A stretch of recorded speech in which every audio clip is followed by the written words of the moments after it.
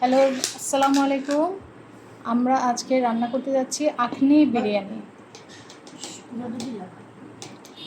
বিরিয়ানি। এই বিরিয়ানিটা রান্না করার জন্য প্রথমে আমরা এখানে নিয়েছি 2 কেজির একটু বেশি মাংসগুলোকে ভালো করে ধুয়ে আমরা পাতিলে নিয়ে নিলাম। এখন এক এক করে আমরা মশলাগুলো দিয়ে দিব। প্রথমে একটু এলাচ দিয়ে দিলাম, তারপর একটু তেজপাতা,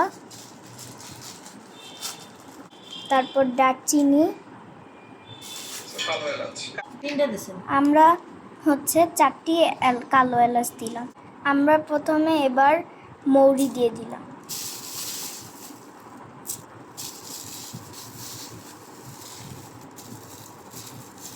তারপর দিয়ে দিব গোটা ধনিয়া।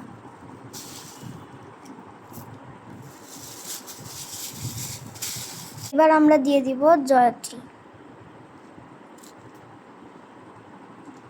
তারপর আমরা দিয়ে দিচ্ছি স্টার অ্যানিস। তারপর হলো জায়ফলের গুঁড়া।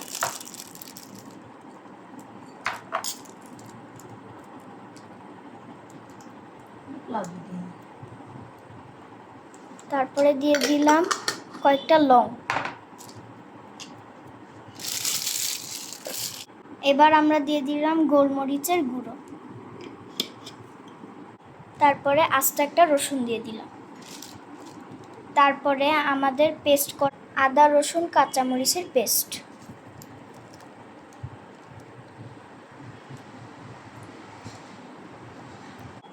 তিন টুকরা আদা। আমরা দিয়ে দিচ্ছি শুকনো মরিচের গুঁড়া। তারপরে আমরা দিয়ে দিচ্ছি পেঁয়াজ কুচি।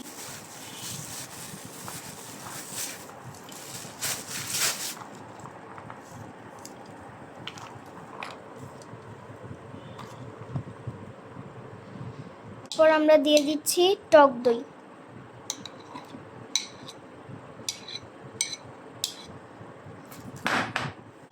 তারপর আমরা 1 চামচ লবণ দিয়ে মাখিয়ে ফেললাম ভালো মতো। এবার দিলাম আমরা মিক্স গরম মশলা।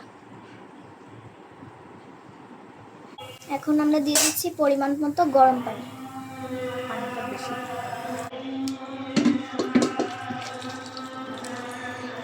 পানি একটু বেশি দিতে হবে, কারণ আমরা এখন বিরিয়ানি রান্না করব, এই জন্য এখন বিরিয়ানির জন্য একটু বেশি করেই পানি লাগবে।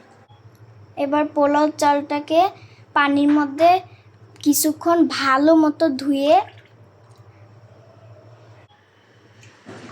এখন আমরা পোলাও চালটাকে রেডি করব। পোলাও চালটাকে প্রথমে ভালো মতো ধুয়ে নিতে হবে যাতে ঘোলা পানিটা চলে যায়। তারপর আমরা চালটাকে আমরা আধা ঘন্টা মতো ভিজিয়ে রাখবো যাতে পোলাওটা ঝরঝরা হয়, বিরিয়ানিটা চালটা একটার সাথে একটা লেগে না যায়, সেই জন্য আধা ঘন্টা ভিজিয়ে রাখতে হবে। আমরা মাংসটা গরম পানি দেওয়ার পর যে বসালাম, এইভাবে আপনাদের 2 ঘন্টা রাখতে হবে। মাংসগুলোকে আলাদা করে উঠিয়ে ঠিকমতো ভেজে নিতে হবে। আর দেখতেই পাচ্ছেন আমাদের মাংসটা হয়ে গেছে। এই পানিতেই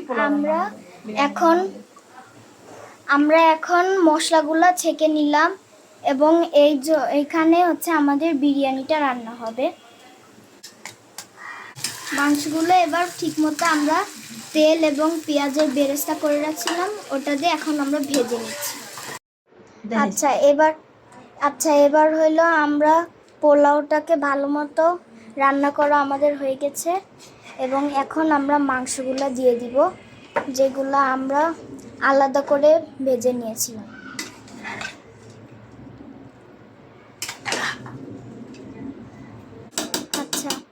এখন হলো আমরা আলু বোখারা দিয়ে দিব।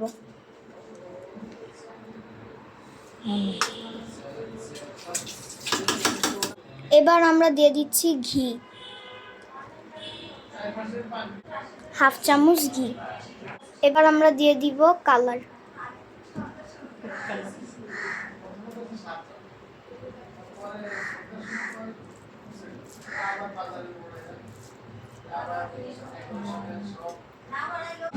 এবার আমরা 10 মিনিট ঢেকে রাখব।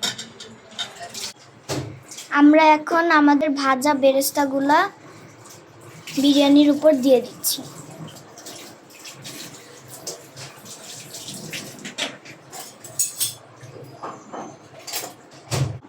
আচ্ছা, তো আমাদের এখন আখনি বিরিয়ানির রেসিপিটা আপনার কাছে কেমন লাগলো? যদি ভালো লাগে তো আপনারা আমাদের পাশে থাকেন। আচ্ছা, ঠিক আছে।